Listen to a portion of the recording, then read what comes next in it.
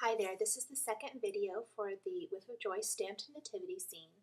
And just a little FYI, this is only the coloring of the images, and there's two of these videos. I did speed it up, not as fast as it would go, but a little bit faster, just simply because this is such a large area to color with lots of little pieces and everything. So I think it would be really boring for me to try to break this into several videos for you to watch it in real time. So hopefully this gives you a fairly good idea of how I colored the images. I always start with the faces. I'm not sure why, that's just how I feel comfortable coloring. And I did mix up the skin tones a little bit. Several of them are pretty fair or more of a Caucasian skin tone. This guy I'm coloring right here is going to be a little bit darker. I'm going to do him a little bit darker, and you'll see that really come to life here in a little bit. Don't forget to do his feet and hands. And you can see now that it's really darkening up. I just thought this would really add interest and a more realistic look to the images instead of having them all be the same. Okay, once all of the skin is colored, I did start with Mary. She is going to have blue on, and when I went to choose colors, I really went with things with my favorite Copic colors. These are some of my favorite light blue tones. And I started with the lightest, which is the BG 0000, and I filled it in, and then BG 000 and BG 01 were the colors I used initially for her outfit.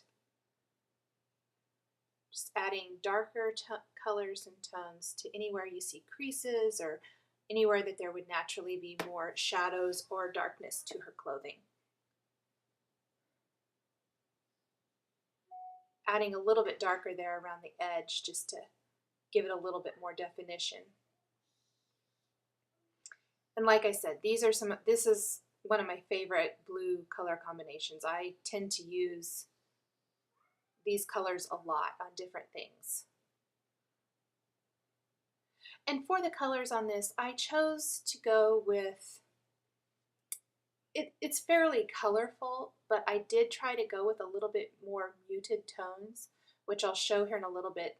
I thought she ended up being just a tad bit bright, so I went in with a warm gray and added some shadowing to her clothing near the end. That will probably be in the second coloring video.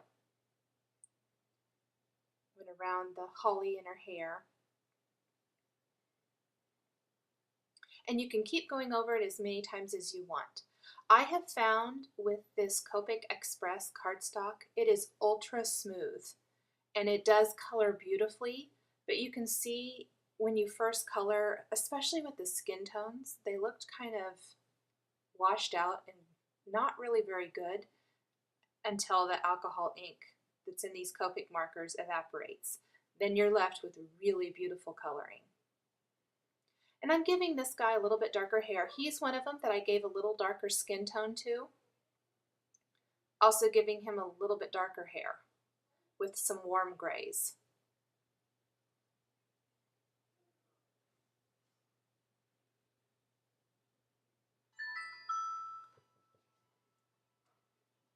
Oh, and I missed coloring part of his outfit there with some YG, I believe that was YG91. These are my favorite greens. I use them a lot too. I like them because they're muted. There's 4 of them in this kind of color palette that I really love. Just keep going over some of these areas. Now I've added a 3rd color there. Creases of his arms where it'll naturally be darker. And then with my very darkest color. And you can see that this doesn't really look all that great. At first, it looks really blotchy, but I'm going to go back with that YG91 and blend it and just keep blending. And this cardstock is so smooth, it's just really lovely to color on. I'm very, very happy with it. And now it looks very natural. It looks darker where it's supposed to. I'm going to add a little green to his hat there on his head too.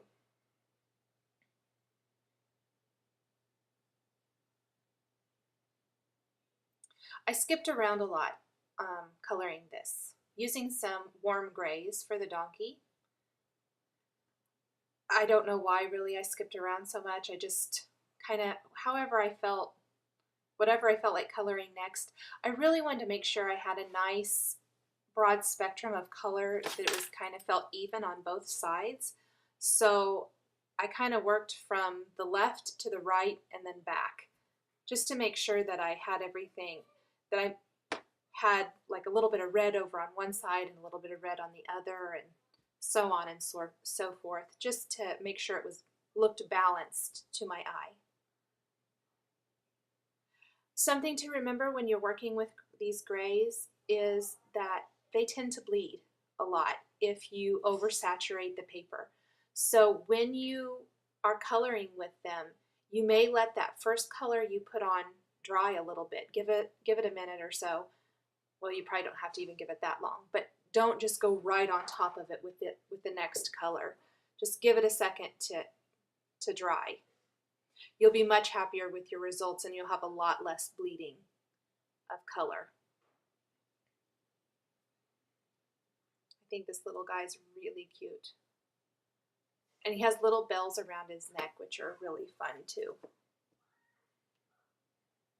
Adding a little pink to his ears and to his nose, and I thought that was just a tad bit bright, so I'm going with a warm gray and coloring over that, and you can see it really mutes it and makes it blend in with the rest of him. So that's a good tip too. If you find a color that's just a little too bright, go in with the warm or cool gray to tone it down. I would start with a lighter color first, because you can always go darker if you need to. Adding a little yellow trim to this guy's outfit, and then I'm going to color the rest of him red. And I'm starting with a very light red color. This is a prawn, which this is my favorite red combination as well. Start with an R24 and then go to R27 or 29, or both. And then for the really dark portion, to really give it some shadowing and dimension, I usually go with R39. I apologize, my phone is making all kinds of noise. Shut that off. And I just keep going over it, and you can see it really comes to life, and the red really looks nicer with that green once you add a little bit more of those dark tones to it. I thought his hat needed a little bit more color. A little more shading. Oh, sorry, I bumped the camera. And now I'm going with that R39, and it's a really deep color. So when you first add those shadows, it doesn't look that great. But if you go back over it with that R24 and really blend it, it looks really nice. And you can even add just a tiny bit more. I was really liking how that looked. It turned out nice.